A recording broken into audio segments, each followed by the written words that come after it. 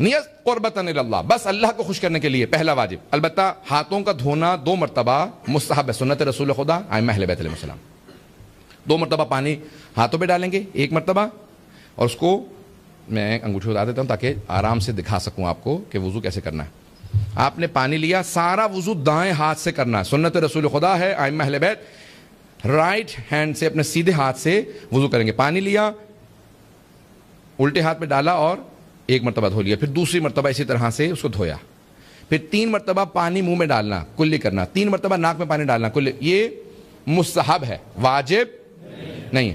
چہرے کا دھونا واجب ہے. کہاں سے؟ جہاں سے عام طور سے بال اگتے ہیں تھوڑی کے آخر تک، یہ لمبائی میں چوڑائی میں انگوٹھا اور درمیانی انگلی جو آ جائے اس کے درمیان. لیکن کوشش کریں کہ زیادہ سے زیادہ دھو لیں تاکہ یقین ہو جائے کہ آپ نے چہرہ پورا دھو لیا.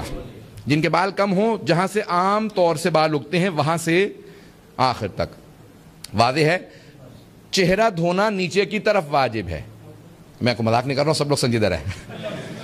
بات کا ایسا ہوتا ہے دوسرے سمجھتے ہیں مجھے ہٹ کیا جا رہا ہے جب آپ لوگ ہنسے ہیں. میں کسی کو ہٹ نہیں کر رہا ہوں، یہ احکام بیان کرنا واجب ہے. سب کی توجہ ہو میرے ساتھ.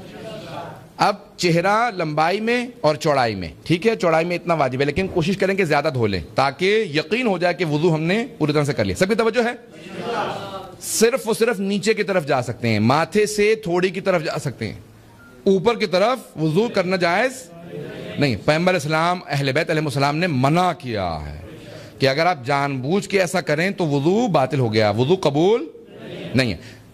غلطی سے اگر ہاتھ چلا جائے تو فوراً اس کو دوبارہ نیچے کریں. غلطی سے اگر اوپر چلا جائے فوراً اس کو ہاتھ پھیر لیں اسی طرف دوبارہ، تاکہ اب آپ نے چہرے پہ ہاتھ پانی ڈالا، 2 3 4 مرتبہ پانی ڈال لیا، لیکن اس کو 1 شمار کریں گے. 1 مرتبہ چہرے کا دھونا واجب ہے، 2 مرتبہ مستحب، 3 مرتبہ باطل، جائز نہیں. ٹھیک ہے، 1 مرتبہ پورا چہرہ دھوئیں گے. کوشش کریں جب چہرے پہ پانی ڈال رہے ہیں، اس وقت مجھے پسینہ زیادہ آ گیا، سب کی توجہ ہو میرے ساتھ، کہ جب چہرہ دھو رہے ہیں تو چہرہ دھوتے ہوئے آپ کیا کریں گے؟ چہرے پہ پانی ڈالا اور جب دھو رہے ہیں تو آنکھوں کے سائڈوں پہ ہاتھ لگا دیں. بعض اوقات ہاتھ نہیں پہنچتا، ناک کے ہاتھ لگا دیں اور اس طرح سے ہونٹوں کے دونوں طرف، تاکہ ہر جگہ پانی پہنچ جائے، ہر جگہ پانی پہنچ جائے. نمبر 1. نمبر 2، سب کی توجہ ہو، اگر داڑھی جیسے میری اس وقت گھنی ہے، کھال نظر نہیں آ رہی، تو پھر کھال تک پانی پہنچانا واجب نہیں ہے. لیکن اگر کسی کی داڑھی نہیں ہے یا داڑھی بہت باریک ہے کہ کھال نظر آتی ہے، تو پھر کھال تک پانی پہنچانا واجب ہے. یہ بات واضح ہے سب کے لیے؟ اب چہرے پہ پانی ڈالا، کلیئر ہو رہا ہے سب لوگوں کا؟ یہاں پہ جو سوالوں کا انسان ہاتھ کھڑا کر کے سوال کر سکتا ہے، جلدی جلدی بیان کروں گا. یہ ساری چیزیں احکام بیان کرنا واجب لازم سمجھتا ہوں. تو اب آپ کا چہرہ دھونا واجب، ٹھیک ہے، آپ نے دھو لیا چہرہ.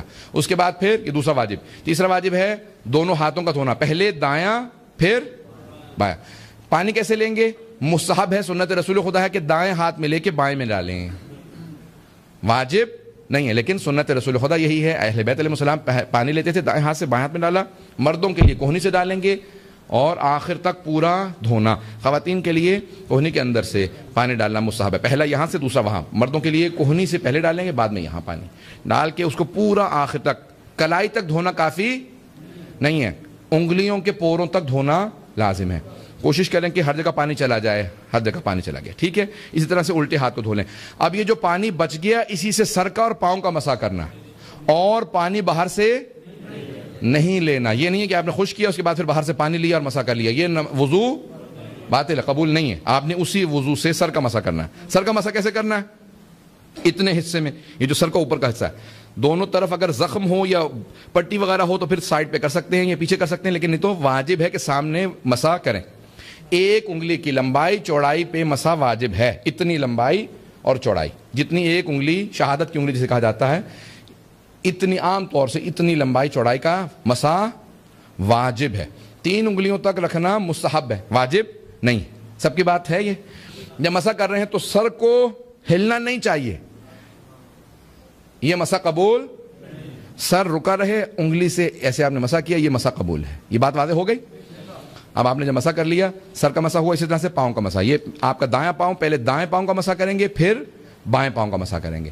دائیں پاؤں کا مسح دائیں ہاتھ سے، بائیں پاؤں کا رائٹ فٹ رائٹ ہینڈ سے، لیفٹ فٹ لیفٹ ہینڈ سے.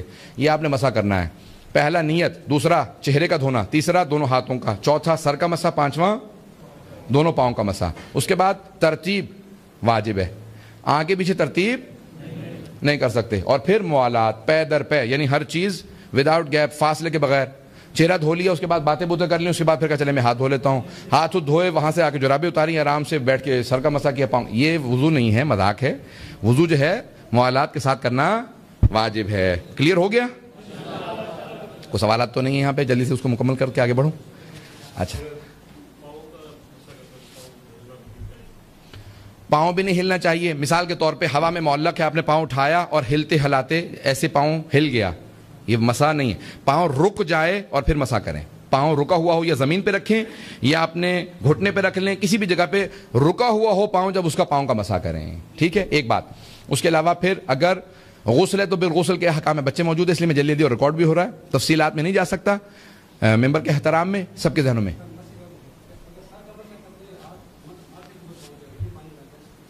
آپ کے ہاتھ کا, سر کا مسح کرتے ہوئے آپ یہاں تک آ گئے, پیشانی کے پانی آپ کے ہاتھ پہ لگ گیا, اب اس حصے سے اپنے پاؤں کا مسح نہیں کر سکتے. اب آپ اپنی ہتھیلی سے پاؤں کا مسح کریں, کیونکہ چہرے کا پانی اب آپ وہاں پہ استعمال نہیں کر سکتے. غلطی سے ہو جائے اس کو استعمال نہیں کرنا چاہیے. ٹھیک ہے.